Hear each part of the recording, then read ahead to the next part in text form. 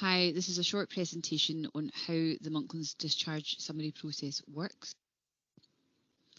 The discharge summary serves a number of important purposes. Obviously, it informs the GP about the hospital stay and of any follow-up that's required.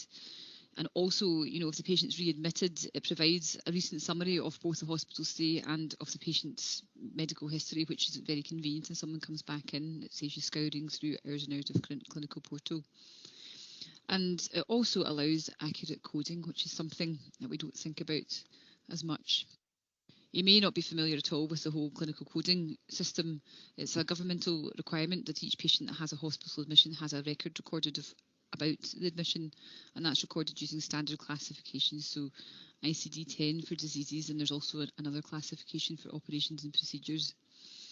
It's got a number of uses for comparing information locally and internationally, for research, for epidemiology, for planning and management. So the clinical coders, although they're obviously very experienced in what they do, they're not medically trained, so they can't interpret results, so it has to be quite clear what the problems have been for them to code them accurately. And this just shows you the ICD-10 for meningitis.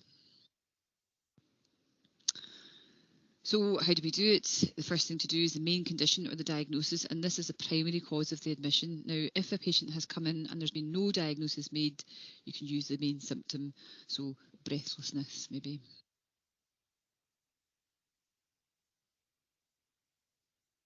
From a coder's perspective, they have guidelines which help them decide what to use in terms of the diagnosis.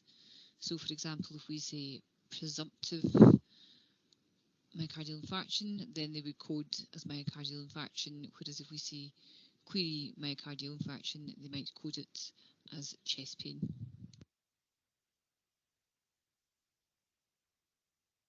The next information that needs to be recorded after the diagnosis are the patient's comorbidities or their other conditions, and you'll be well aware that many patients have a number of significant medical conditions.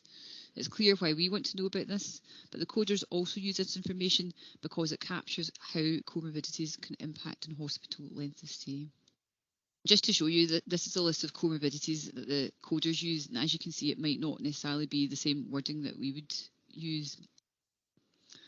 So what else do the coders want to know? They want to know if one disease is secondary to another, the site and type of any malignancy. Is a certain condition a late effect of a previous problem?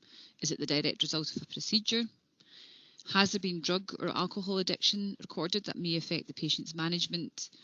If there has been an overdose or poisoning, what drug or chemical was responsible? If there's been an injury, what type of injury was it and how it happened? And are there home or family circumstances which may impact on patient care? So operations and procedures is not necessarily a thing that we'll be doing an awful lot about in medicine, but in surgery obviously it's very relevant, and you would need to record the main operation, other operations, has it been open or endoscopic, rigid or flexible, and the site or side. So just to summarise our discharge summary template, you need the dates of admission and discharge, the diagnosis, comorbidities, the operation or procedure if appropriate, the clinical progress, which is the free text to describe the admission in a concise fashion because the GPs don't want to read screens and screens of writing, any results that are awaited, and what the follow-up plan is. So about a year ago, we introduced an electronic prescribing system. Pack of the package includes a discharge letter, which we were doing, and as we did it, we realised that a lot of it had the same information as the dictated discharge letters that we were also doing. So what we've tried to do is streamline the process so that we only need the one discharge letter, but obviously that requires it being very accurate.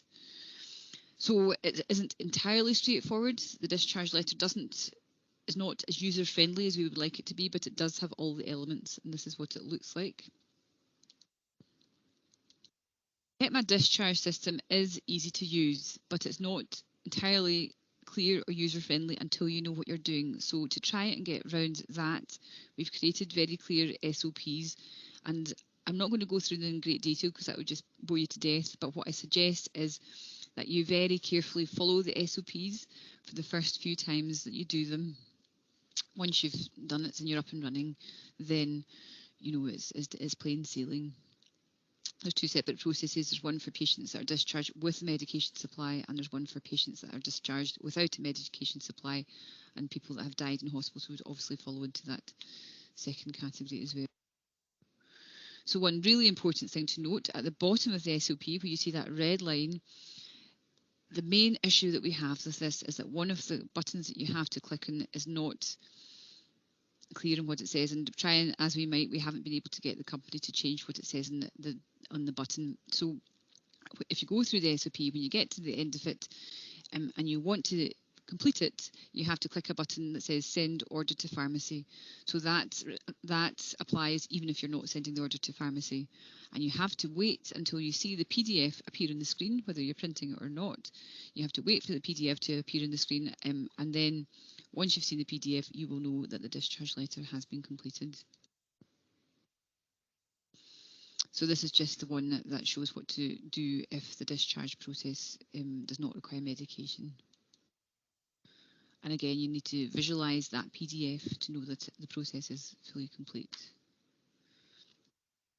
There are a couple of pitfalls that we've all made when we're doing discharge letters. One of them that I would highly recommend is making sure that you're clear in the way that you've written something. So for example, if you write follow-up chest x-ray in 6 weeks, it's not clear whether it's been booked or whether it requires somebody else to book it. So I would suggest that you are careful in the way that you word these things and that you write follow-up chest x-ray booked in 6 weeks. It just means that it's more efficient and it saves people chasing up and checking that things have been done.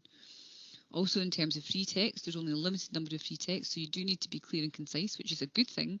But for more complex discharges, occasionally the consultant might want to do a dictated letter.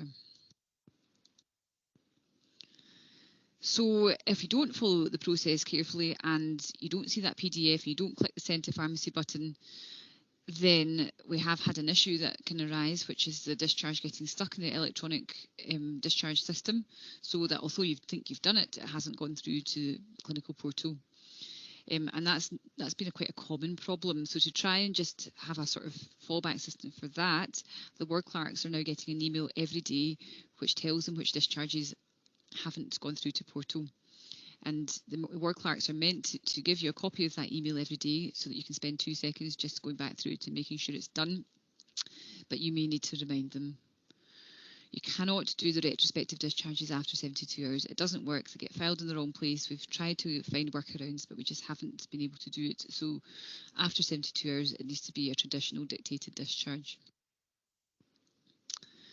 So just remember that discharge summaries are everybody's job. It's not just the FY1. They should be done by the person who knows the patient best at the time of discharge.